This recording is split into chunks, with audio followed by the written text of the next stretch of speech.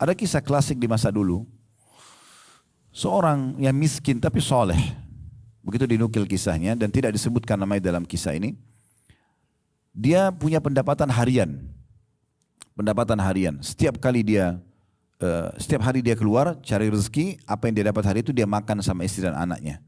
Satu hari dia pulang ke rumahnya, sudah malam, dan di masa itu tidak seperti kita. Kita kan kalau malam sekarang kena Masya Allah, Allah berikan kita nikmat listrik ini, jadi penerangan luar biasa. Bahkan bisa 24 jam, kayak kota Mekah ini 24 jam hidup terus gitu kan. Kalau masa dulu orang kalau sudah tiba maghrib, semua aktivitas sudah berhenti. Karena gelap, orang pakai obor gitu kan. Gelap, sedikit sekali yang beraktivitas. Ringkas cerita dia pulang maghrib ke rumahnya, istrinya tanya, apa hari ini ada rezeki buat kita? Dia bilang, saya hari ini sudah ikhtiar tapi belum dapat sama sekali. Kata istrinya, tapi saya sama anak-anak belum makan seharian. Kata suaminya, saya juga sama, belum dapat. Tapi saya coba, setelah istirahat sejenak saya akan keluar. Dia istirahat malam, pada saat itu awal malam, sulit sekali untuk cari pekerjaan. Atau minta-minta sama orang semua sudah tidur. Lepas isya zaman dulu tuh orang sudah tidur. Maka dia keluar dari rumahnya tidak tahu harus kemana. Setelah dia jalan sekian jauh dari rumahnya, dia ingat ada masjid di perkampungannya. Dia tidak tahu harus kemana, dia masuk ke masjid.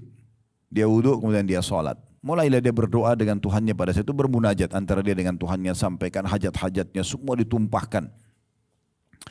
Subhanallah, di malam itu terjadi sebuah kejadian. Dalam kisah yang dikatakan, raja yang berkuasa di lokasi itu tidak bisa tidur gelisah. Tiba-tiba ingat kematian, tiba-tiba khawatir sekali. Dan dia pada malam itu tergerak hatinya untuk bersedekah. Lalu dia mengambil kantong-kantong yang berisikan dinar emas cukup banyak. Dia keluar sambil dia mengatakan, si raja ini mengatakan, ya Allah, agar hatiku bisa tenang dan aku juga bisa selamat dari siksamu. Kalau aku punya dosa, aku ingin bersedekah dengan harta-harta ini. Tunjukkanlah orang yang paling tepat.